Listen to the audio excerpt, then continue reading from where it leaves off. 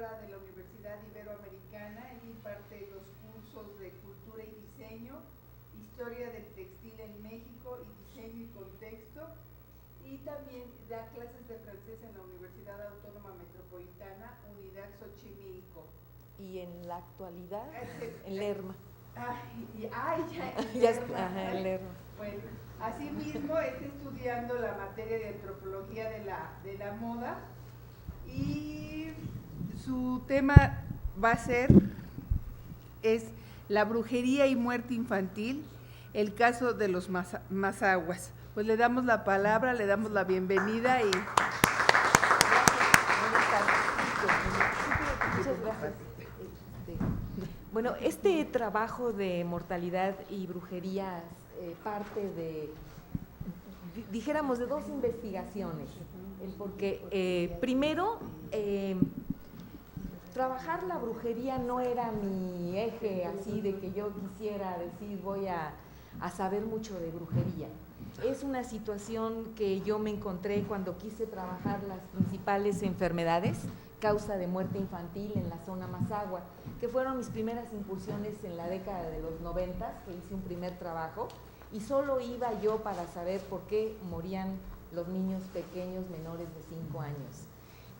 Entonces, cuando después de este trabajo yo me di cuenta que la brujería era lo que estaba muy sobresaliente en esta situación de mortalidad infantil, fue que me di cuenta que trabajar la brujería era uno de los aspectos más complicados que pueden aparecer para un antropólogo, para cualquiera que quiera meterse a saber de cosas de brujería en la población.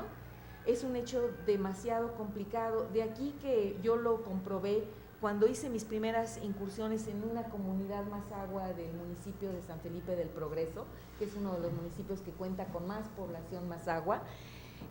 Ahí hice mis primeras incursiones por una parte de la localidad, porque si ustedes lo ven, todas las viviendas aparecen de forma muy dispersa, mediando terrenos de cultivo. Entonces yo penetré por uno de los lugares donde las mujeres estaban lavando la ropa en el arroyo y quise empezar a platicarles pues de qué se enfermaban los hijos, de qué morían, y ahí estuve unas 3 horas con ella.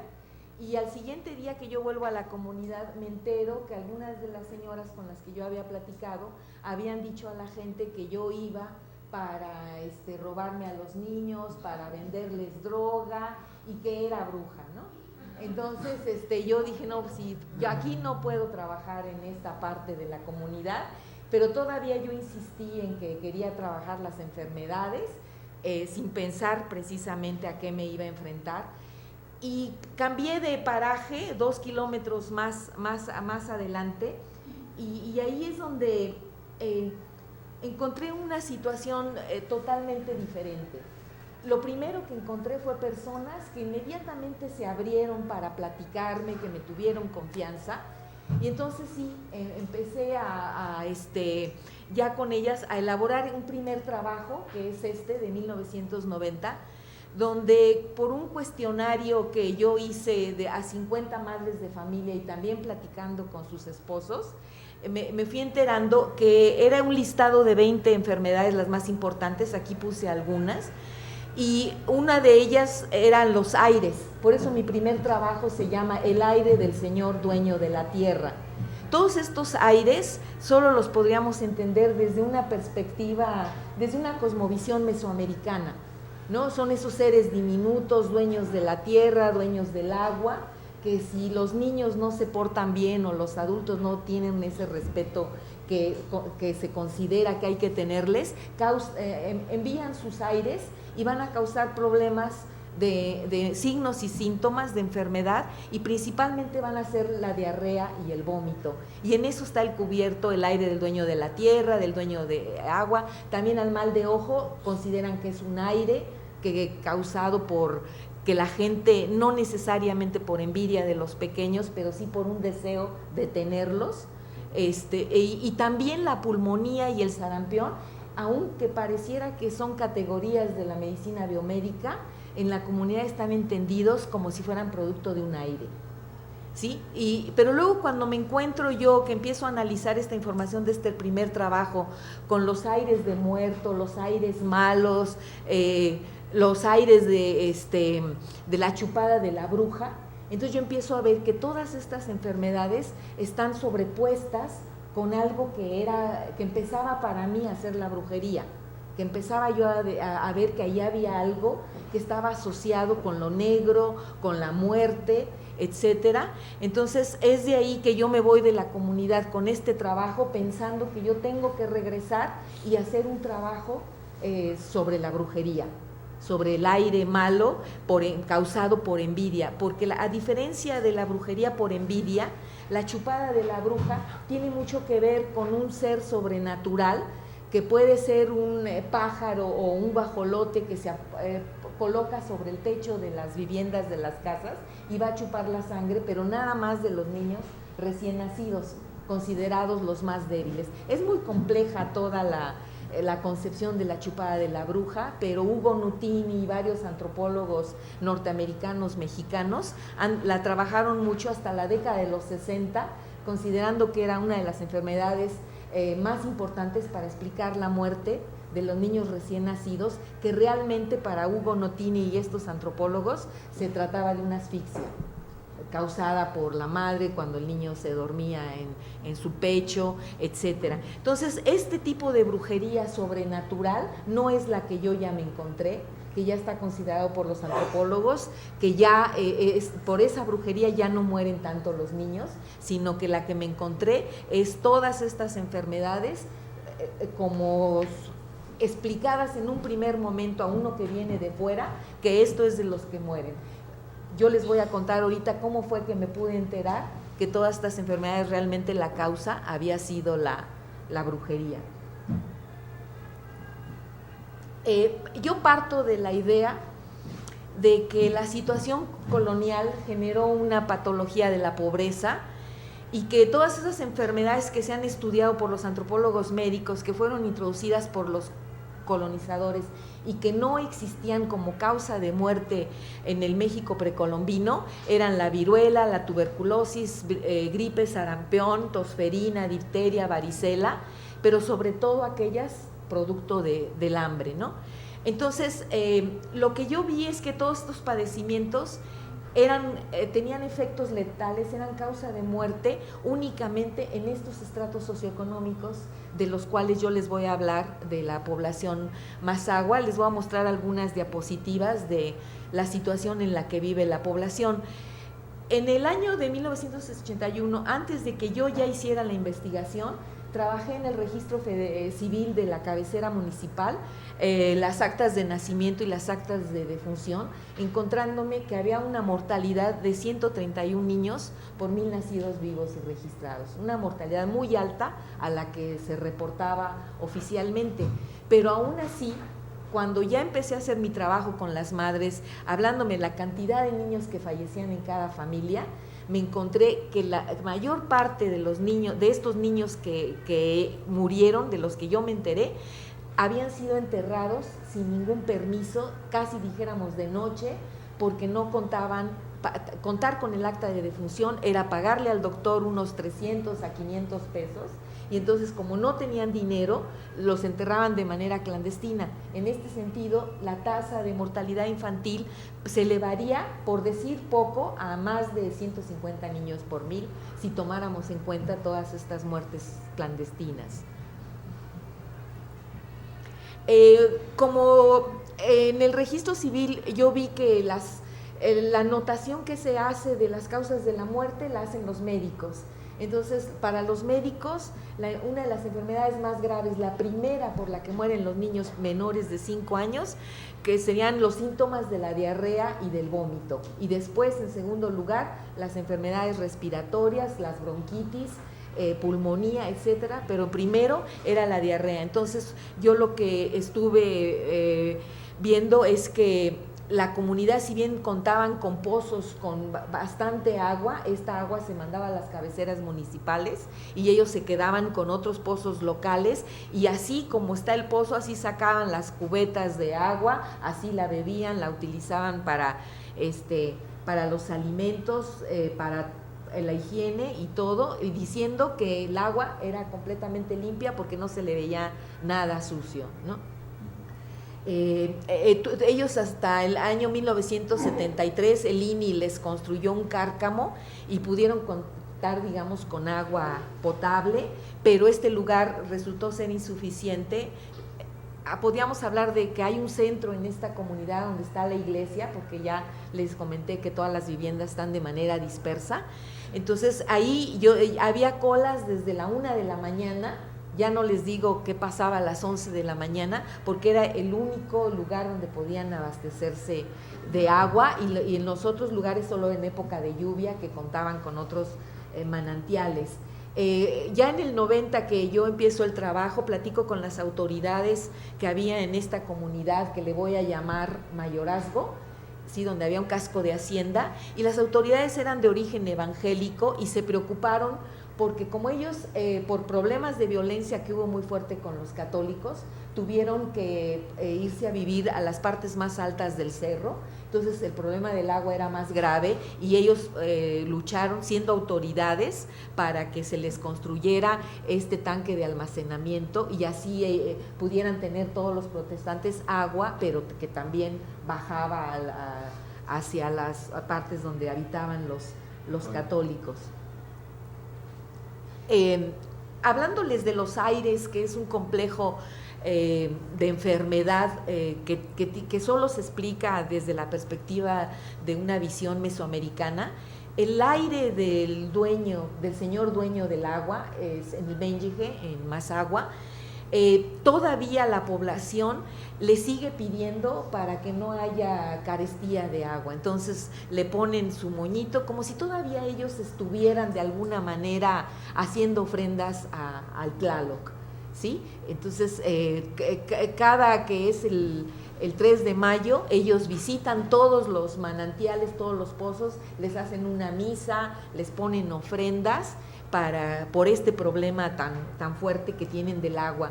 Y ya digamos que en 1997, cuando yo ya hice el trabajo de la brujería, lo que encontré es que la comunidad solo contaba 2 días a la semana durante 4 horas con agua que les llegaba ya de este cárcamo que hicieron la población evangélica, y era en ese momento ellos tenían que almacenarla, guardarla para lavar para toda la semana. O sea, solo 2 días a la semana, 4 horas. Y el agua que no tuvieran en esos 2 días ya iban a sufrir. La luz eléctrica llega a esta comunidad hasta el año de 1985. Aquí tenemos el templo católico, que es desde 1935, y esta comunidad, si tiene una población de aproximadamente 2.200 personas, aproximadamente 600 son de la religión evangélica y el resto de la religión católica. Pero como hay problemas muy severos entre ellos, que ni uno reconoce a una religión ni a la otra, entonces la mayor parte de los evangélicos están en la punta del cerro y ya los católicos en todo el resto de la comunidad. Cuando yo ya platicaba sobre la vida de las personas, ya haciendo las entrevistas, una de las cosas que me decían es que los gastos religiosos son impresionantes y están totalmente asociados con la enfermedad. Si yo hago la fiesta que me toca de mi Virgen en su día y doy de comer lo mejor posible y lo reparto a la gente y etcétera, no me voy a enfermar, no va a haber desgracias en mi familia. Entonces es tanta la preocupación por hacer estas fiestas que incluso algunas informantes, algunas señoras me decían que pareciera que solo vivían para las vírgenes, de que acababa una fiesta y ya estaba por venir la otra y era otra vez todos sus recursos, sus pocos recursos económicos, guardarlos para ofrecérselos a la Virgen. Las procesiones que se hacen son fundamentalmente a San Juan de los Lagos, a Guadalajara, a la Villa, a Chalma, que son esas procesiones, la mayor parte, hasta los jóvenes en bicicleta, vienen a México a hacer la peregrinación y a pedir por la salud de ellos y de la familia. Ya adentrándome en el segundo trabajo, en 1997, para estudiar la brujería, yo más adelantito les voy a informar por qué es que pude enterarme que gran parte de estos casos que habían fallecido por aires, por bronquitis y pulmonía, realmente la causa había sido la brujería. Entonces yo me adentro y elijo de estas 50 madres de familia que yo encuesto, elijo 5 de ellas para hacer entrevistas a profundidad durante un año. Esta familia, elijo a la primera, que yo le voy a llamar Isabel, modifico obviamente sus nombres reales, y me voy a fijar que estos 5 grupos domésticos, 4 de ellos pertenezcan al estrato socioeconómico pobre.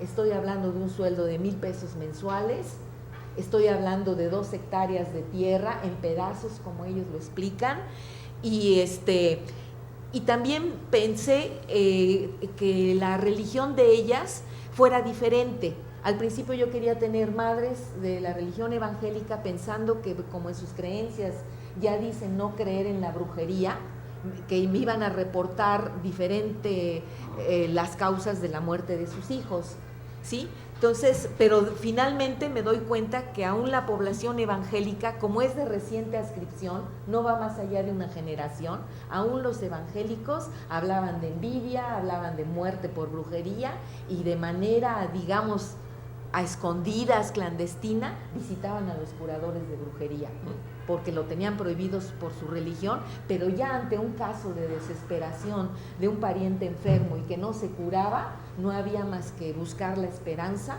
en el diagnóstico de brujería. Entonces deseché trabajar con población evangélica y me quedé solo con los católicos por este motivo de tan reciente la adscripción a esta religión.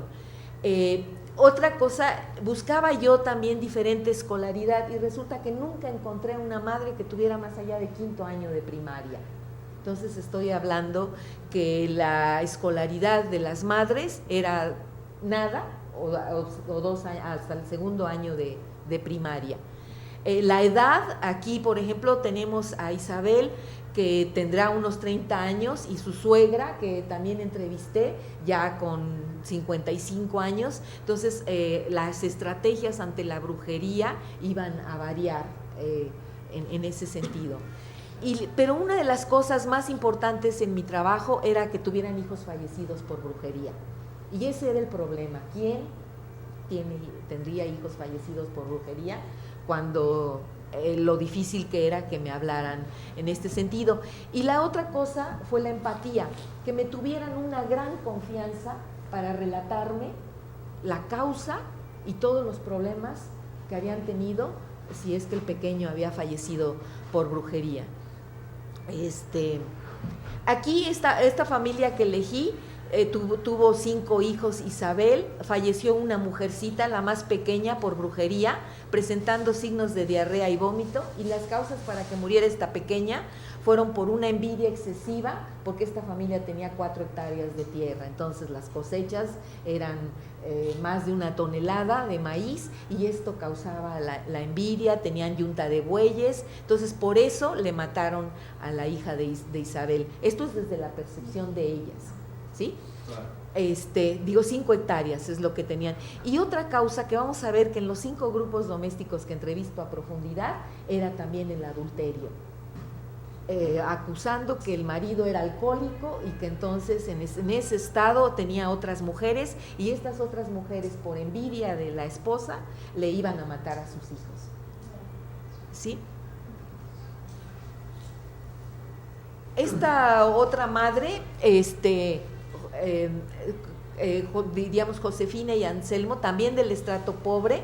Los padres relataron haber sufrido daño muy fuerte de brujería, las enfermedades más fuertes de su vida, pero ellos no iban a morir, sino que la envidia iba a ser a lo que ellos más querían, que eran los hijos.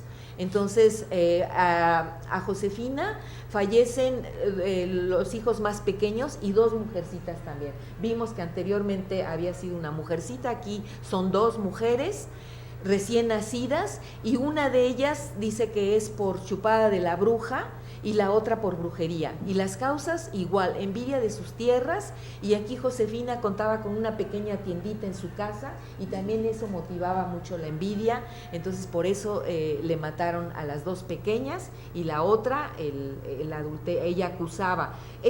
Quiero decirles que la acusación de adulterio es por las mujeres. Los hombres, todos, cuando yo platiqué con ellos, rechazaron que tuvieran otra mujer, ¿no? Entonces ahí va a haber un problema, digamos, de rencor de la mujer hacia el hombre.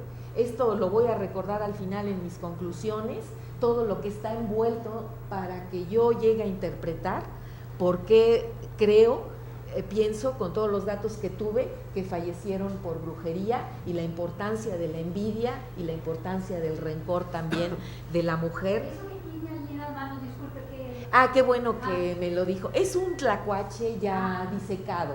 Ellos tratan de buscar los tlacuaches vivos para que inmediatamente la sangre caliente la ingieran, sobre todo los hombres, porque la sangre del tlacuache va a fortalecer su espíritu.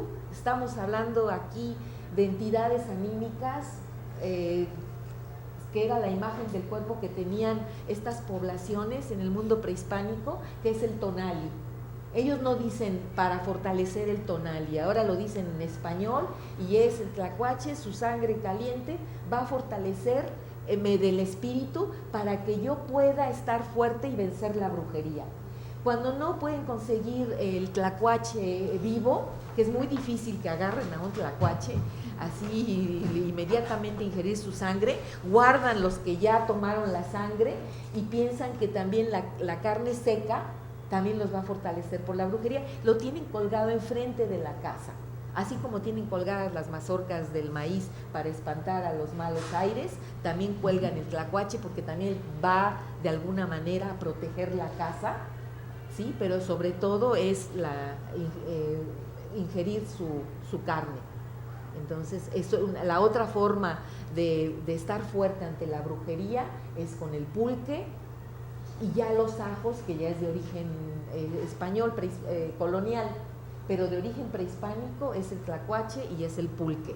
Entonces, si yo ingiero pulque, por eso las madres, que cuando acusamos en la ciudad por qué les dan pulque a los niños chiquititos y no entendemos la racionalidad, es porque cuando ya les quitan el pecho, lo más importante después de su leche va a ser el pulque, porque el pulque los va a hacer fuertes para rechazar la brujería.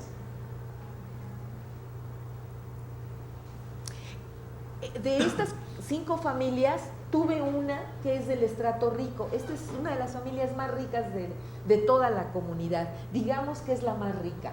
Estoy hablando de una posesión de 20 hectáreas de tierra, un molino de nixtamal, una caseta de teléfonos y una grande bodega donde la alquilan para las fiestas, que son a cada rato, los bailes, y ellos venden las cervezas.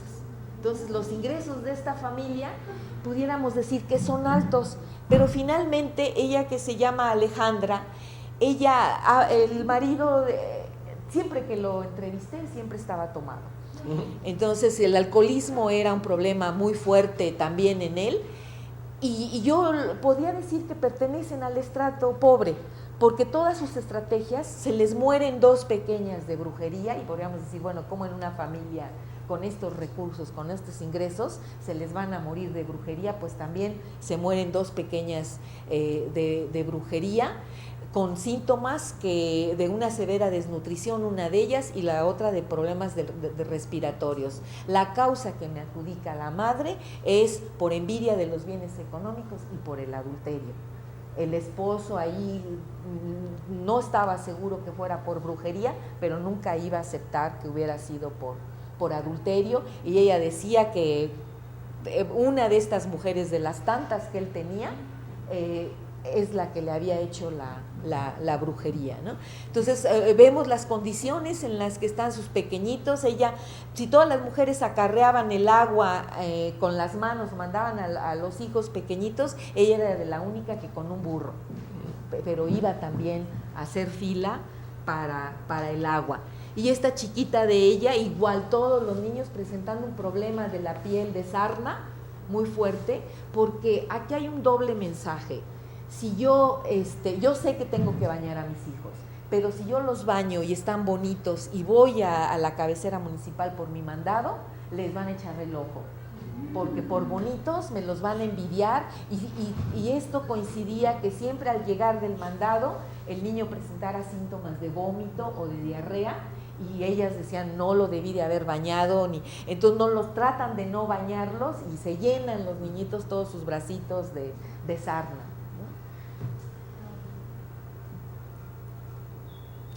Esta es la familia central con la que yo trabajé, es con la familia gracias a la cual yo me pude enterar quiénes eran las personas que tenían hijos de brujería.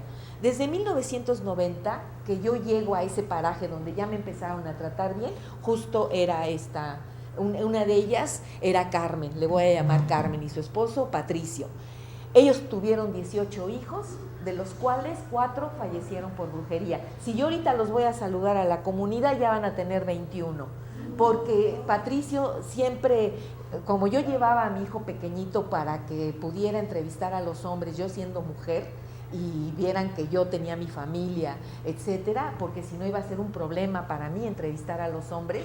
Entonces el compadre me decía, maestra, usted puede tener un hijo y le puede dar estudios y le da todo, pues porque nada más tiene uno. Y yo no le podía contestar y decir, compadre, ¿y usted por qué tiene 18, no? O sea, con 18 yo no sé, yo me hubiera vuelto loca y no le daba nada a ninguno, ¿no? Entonces, cuando yo platico con ellas, esa primera ocasión, ella me dice que los 3 hijos que habían fallecido, porque todavía no moría el último, que le voy a llamar Raúl, que es el caso central de mi trabajo, ella me decía que habían sido por bronquitis, por mal de ojo y etcétera. Entonces, al final ya de las entrevistas de 1990, cuando yo ya estoy por irme, yo había hecho una pregunta a todas las madres, que por qué tenían padrinos los hijos de muerte. El padrino del niño, cuando lo había bautizado, era el padrino mismo de bautizo, pero también de la muerte. Entonces él estaba responsable de comprar la cajita del niño, de comprar los cohetes para tocarle cuando fueran al panteón y de pagar la música que le llevan tocando a los niños pequeños. Entonces yo le decía, bueno, ¿y por qué tienen padrinos de muerte y no padrinos de enfermedad? Y ella me decía que qué hacía un padrino de enfermedad. Yo le decía, pues a lo mejor ese padrino los puede ayudar para que cuando se enferme el niño los ayuden a curarlo. Entonces justo cuando ya estoy por despedirme, ella está embarazada y yo la acompañé casi en todo su embarazo, porque estuve más de 9 meses haciendo el trabajo de campo. Ya para irme, me dice ella, maestra, le queremos pedir, mi esposo y yo, que usted sea la madrina de este niño que estamos esperando. Y yo no me pude negar, porque ella me añadió y me dijo, es para que usted cuando se nos enferme nos ayude a curarla. Entonces eso hizo que yo ya no me pudiera despedir de la comunidad y que me quedara ahí casi agarrada para siempre, ¿no? Entonces no me negué y fui madrina que fue una niñita que nació justo cuando yo me despedí de que ya me iba, pero ya me iba y ahí tengo que regresar, porque ahora soy la madrina de esta pequeñita. Es así que yo me voy a España a hacer el doctorado, pensando trabajar la brujería y etcétera. Cuando yo regreso a México y que ya armo todo el proyecto para trabajar, llego a la comunidad y el primer día que me presento me dice una vecina en la carretera, que sabía que era mi comadre porque se entera todo mundo de esos lazos de parentesco, entonces me dice que murió el hijo más pequeño de Petra, y que de Carmen, perdón, y que y le pregunto que de qué, y ella me dice que no sabe, no sé, dice, allá te va a platicar tu comadre, ¿no? Entonces es así que yo inicio mi trabajo de campo, y ahorita ya platico de este caso de Raúl, pero antes, ¿cómo yo llego a la comunidad? ¿Qué estoy pensando hacer? Que ya con ese listado de enfermedades, sabiendo lo de las enfermedades producto de la pobreza que vienen acarreándose desde la conquista, entonces yo voy pensando lo que varios teóricos me han dicho, entre ellos Tudorov, Eduardo Menéndez, antropólogos médicos, que han trabajado el problema de la otredad, el problema de la enfermedad y la muerte. Entonces, una de las cosas es que los antropólogos nunca trabajamos esas consecuencias ideológicas que dejó la conquista, producto de que si la conquista se logró fundamentalmente por las epidemias, si la gente veía que en una familia de 10 miembros, 8 se morían como moscas y 2 quedaban vivos, ¿qué pensaba la gente? Pues estaba pensando la gente que sus dioses los habían abandonado. Entonces, con esta idea yo llego que estas consecuencias psicológicas que dejó en estas poblaciones de origen amerindio, psicológicas e ideológicas, nunca los antropólogos las hemos trabajado. Entonces, yo estaba ya pensando que la brujería era, al ser una brujería por envidia, que allá había una mezcla de estas consecuencias. Había un derrumbe de la voluntad. Entonces yo me propuse hacer el análisis de las funciones sociales y psicológicas más significativas que tenía la brujería por envidia, y también pensé que yo tenía que ver los aspectos macro, o sea, los aspectos económicos, ideológicos y políticos, pero que yo como antropóloga nunca se me había dicho que yo tenía que trabajar los aspectos personales. Ahí es donde yo tuve que acudir a la multidisciplina, al psicoanálisis, para tratar de entender los aspectos emocionales, ya que estaba trabajando una brujería por envidia. Entonces yo no podía entender la envidia si no me metía al psicoanálisis. Entonces yo tenía que tratar de hacer interactuar los aspectos macro con los micro para poder entender un padecimiento de este tipo, ¿no? Y más siendo la principal causa de la muerte de los hijos más pequeños, menores de 5 años. Entonces yo me planteo estas interrogantes. Una, ¿por qué para los padres de familia la brujería por envidia es la explicación central de la muerte de los hijos? ¿Por qué se adjudica la envidia a otra persona como causa de la brujería? ¿Cuál es la importancia de la envidia para construir un sistema simbólico tan complejo como es la brujería? Y entre las funciones sociales básicas de la brujería, como es la reproducción de la identidad del grupo Mazahua, si era factible que además de esta función, la población encubriera las causas de fondo por las que habían fallecido sus hijos.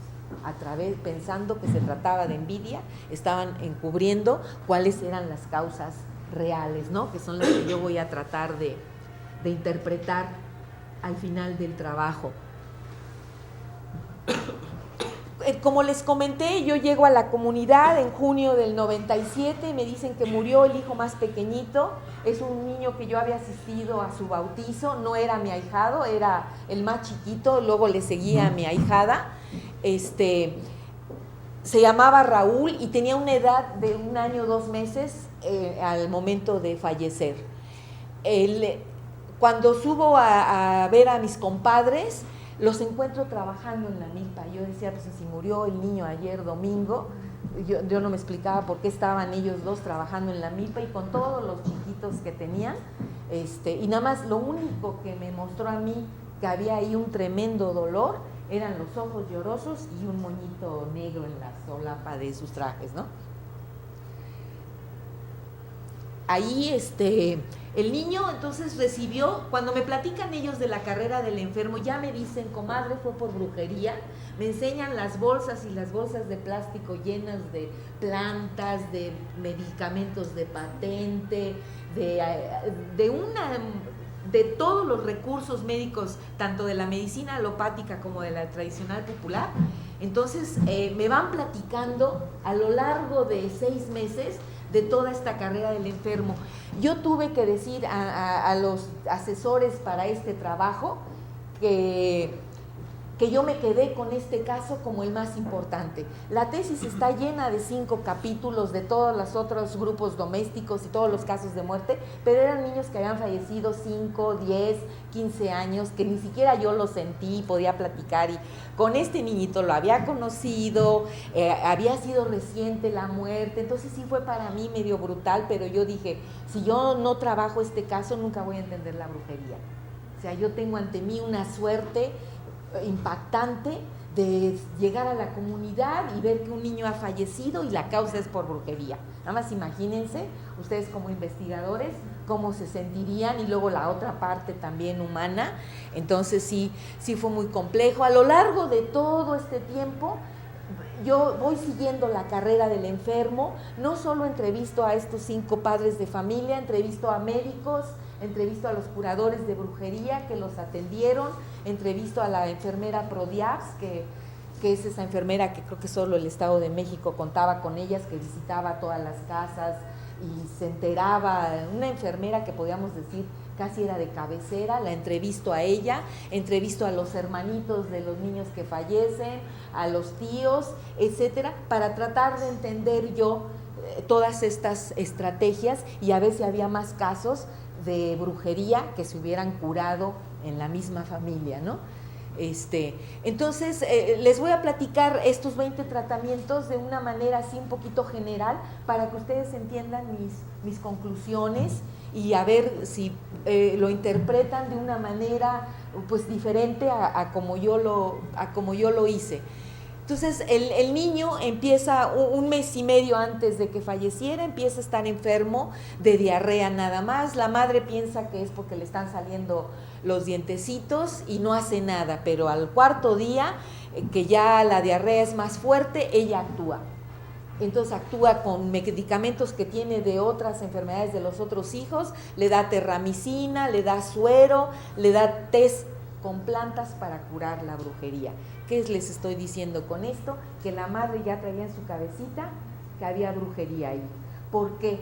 Porque ella unas semanas antes que había cosechado y estaba guardando el maíz en su cincolote, un vecino le gritó, estaba ebrio y le gritó que groserías y le decía que se la iba a cargar la fregada porque se sentía muy orgullosa de la cosecha que tenía, pero que iba a ver lo que le iba a pasar.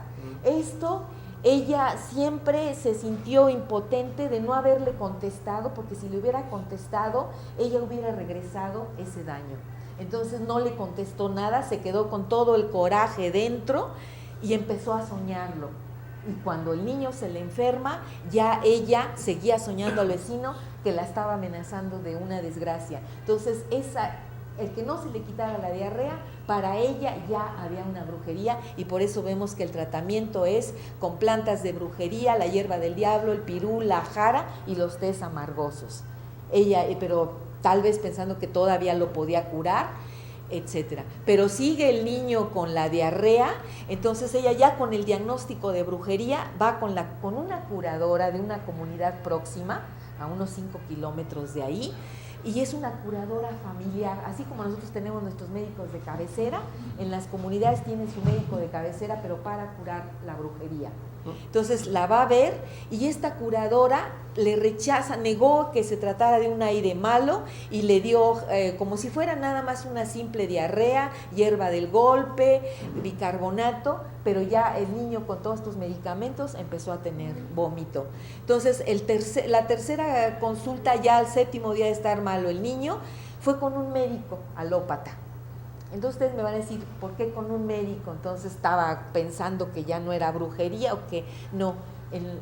Estos médicos que operan a la gente y que les encuentran piedras y todo eso, son médicos que saben brujería. Entonces, sabiendo que no solo es un médico que sabe brujería, sino que es de los que cobra más barato, porque si los que cobran más caro en ese entonces estaban cobrando 200 pesos la consulta, les podía cobrar 100 pesos la consulta. Entonces, por eso recurre a él, porque sabe de brujería y cobra barato. Entonces, este médico le diagnostica una infección, pero aparte le dice que el niño tiene diarrea y vómito porque está chipil, porque ella nuevamente está embarazada. ¿Sí? le da un antibiótico vía oral que la madre suspende a los 3 días porque el niño lo sigue vomitando. O sea, yo me decía, ¿cómo le da un antibiótico vía oral si está el niño con vómito? Pero bueno, ahorita vamos a ver más un cuestionamiento profundo de este tratamiento. Como cuarto tratamiento, hay una doctora en la comunidad que por primera vez el Banco Mundial da ese servicio, establece, pone su consultorio que le prestan ahí de la delegación un lugar y ella atiende y la va a ver y la retiene, le pone al niño suero por vía intravenosa y le dice, no le dice a ella que el tratamiento del médico es iatrogénico, me lo dice después a mí porque yo la entrevisto, y le dice a la madre que el tratamiento que le da el médico no fue bueno, puesto que le dio antibiótico y le deprimió las defensas al pequeñito, y entonces ella le pone nada más suero. Ay, perdón, me regreso porque me faltaban más tratamientos. Como quinta consulta, regresa con esta misma doctora y ahora sí le da un antibiótico vía oral la doctora, pero como vio que el niñito tenía muy inflamadito su vientre, ella ya está pensando que ahí hay lombrices y les pide una radiografía a los padres. En ese momento el niño ya de tanto orinar, de tanto, se empieza la doctora le llama dermatitis de español, se empieza a rozar de todo el estomaguito y las piernitas. Ese signo que para la doctora es una dermatitis de pañal, para los padres fue el signo de que el niño ya lo estaban quemando su cuerpo los brujos, pero no solo su cuerpo, sino su espíritu también, las dos partes. Entonces ahí ya los padres me explican, yo les digo, compadre, ¿y por qué no fueron a sacar las radiografías? Y me dicen, ¿ya para qué si el niño ya estaba quemado por los brujos? ¿Sí? Entonces no sacan las radiografías, regresan la sexta consulta con la doctora, pero le da otro antibiótico la doctora y no les explica a los padres por qué les está cambiando los medicamentos.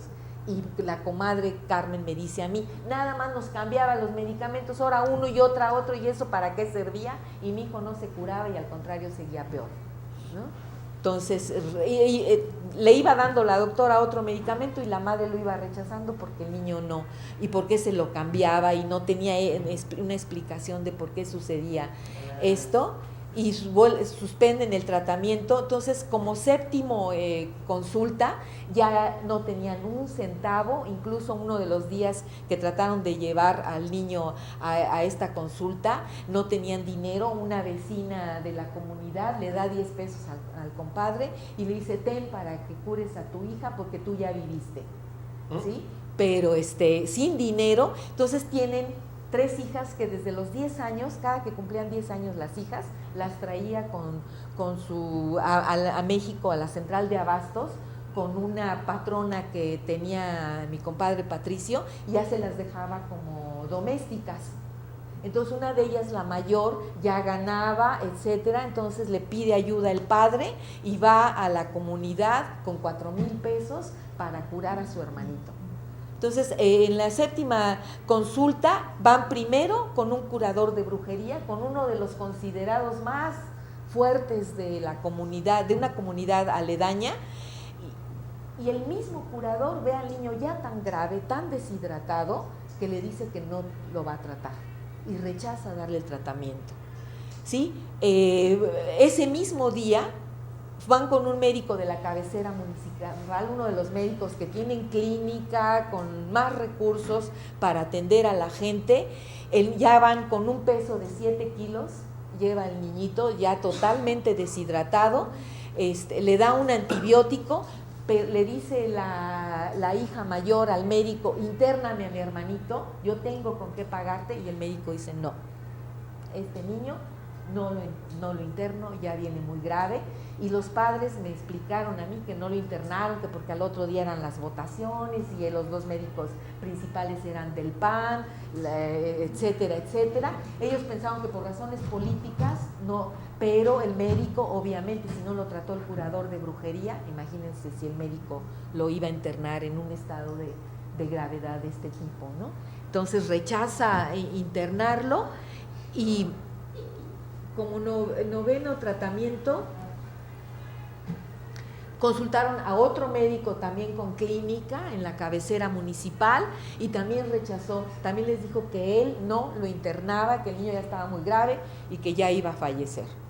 Entonces al siguiente día, con la curadora familiar, aquella de cabecera de brujería, que había dicho que no era brujería, van con ella y la curadora ya diagnostica la brujería. La madre ya se había dado cuenta, está quemado por los brujos, todos sus estomaguitos, sus piernas, y aparte vomita verde y con un olor muy fuerte. Ya eso era brujería, no se podía negar. Y la la curadora de brujería toma una actitud donde le dice: yo la vez pasada, o sea, no te dije que tenía brujería, tú lo llevaste con los médicos, le ha pasado todo esto al niño porque todos los brujos nos embrujaron a todos. Es una brujería tan fuerte que a mí me embrujaron para no ver la brujería, a ti para que lo llevaras con médicos, y todo ese engaño era una brujería de esas dimensiones, ¿no? Entonces, le diagnostica ese daño muy fuerte y le dice que también el hecho de que no la acompañe Patricio, su esposo, también es porque Patricio está embrujado, para no acudir, porque si él la acompañara, los brujos ya no actuarían de esa manera, no sería tan fuerte. Como 11ª consulta, van, es con la misma curadora, con esta curadora, hace unas limpias de brujería y el niño ya no duerme nada en las noches, ya está todo rosado, ya está el niño realmente grave, ya no duerme para nada. Entonces lo que hace el compadre Patricio es leerle la Biblia y ellos oyen en las noches el ladrar de los perros y oyen el aullido del coyote. Entonces, si nos vamos a pensar un poco en las creencias del nahualismo, para ellos es que ya los brujos se estaban acercando en forma de coyote y en forma de perro para ya llevarse al niño, ¿sí? Por eso se la pasaron toda la noche leyéndole, rezándole y rezándole al niño para que se alejaran los brujos. Ya el compadre que medio que dudaba que si podía hacer brujería, en ese momento él ya, su niño se está muriendo y hay que actuar de inmediato. La 12ª consulta, ahora sí va el padre, acompaña a la madre, va la hija mayor y ahora sí van dispuestos a retirar la mano de brujería. ¿Qué es esto, retirar la mano de brujería? Es un ritual muy complejo que consiste en que ahora sí hay que regresarles la brujería a los brujos y mejor que ellos se mueran y no mi hijo, ¿no? Y el ritual, cuando yo visité a una curadora, a ella misma que la entrevisté, ahí iba acompañando a una hermana de Carmen, que se le había enfermado su hijo de brujería, pero este niñito sí se curó, y el ritual es muy complejo, pero en una cazuela se pone al fuego las velas según el número de brujos, y se les pone con un clavo el nombre de los brujos. Estas velas que hicieron en este ritual no llevaban no llevaban el nombre de ningún brujo, porque esta curadora no se quería comprometer. Han matado a brujas en la comunidad, a las que les llaman brujas, porque si dicen te embrujó fulanito de tal y luego la familia se lo dice que él es el brujo, puede venir y acusar a la señora, meterla a la cárcel. Han sido unos problemas realmente muy graves los que tienen los curas. Ser curador de brujería es algo muy complejo y muy peligroso de tratar, ¿no? Entonces, no ponen, hacen el ritual, pero no hay hacia quién se dirige, sino nada más la fuerza que pudiera, la confianza en esta curadora que sí le iba a atinar. Pero al ver que el niño seguía enfermo, quisieron ver a curadores espiritistas de la región que hacen unas limpias con una cantidad impresionante de flores, puro rezo, le dan unas bebidas al niño que es agua bendita, etcétera, y fueron 2 días seguidos y tampoco se curó, y también los espiritistas pues consideraron que el niño estaba muy grave. Como 15ª consulta, regresaron con la curadora familiar, diagnostica que cada vez es un trabajo muy fuerte. ¿Y en qué consistía este trabajo muy fuerte? En que estos brujos estaban quemando al niño con un cirio. Imagínense las dimensiones de un cirio, día y noche ante la imagen de un santo que para ellos es San Diego. O sea, hay ciertas iglesias en los pueblos de San Felipe del Progreso que está este santo. Yo ya no abordé motivos más profundos por qué este santo curaba la brujería o por qué también le podían pedir que hiciera un daño de brujería. Es como si estuvieran ellos ante estos patronos prehispánicos que a la vez que eran benévolos, eran malévolos, y esta imagen mucho más compleja de un patrono, y es el mismo papel que le dan a los santos católicos. Me puede curar, pero también me puede enfermar. Y también yo le puedo pedir que enferme a este otro que me está dañando. Entonces al pequeño Raúl le estaban, según la curadora, le estaban encendiendo un cirio ante esta imagen de este santo tan poderoso. Y ya, como dice a consulta, la hija se regresa a México, iba a visitar a un curador de brujería porque como tienen poderes, lo iba a hacer desde la lejanía, y después iba a regresar a la casa de sus padres y iba a llevar la loción de 7 machos, los ajos, todo lo que el curador consideraba que los iba a ayudar para que el niño finalmente se salvara, ¿no?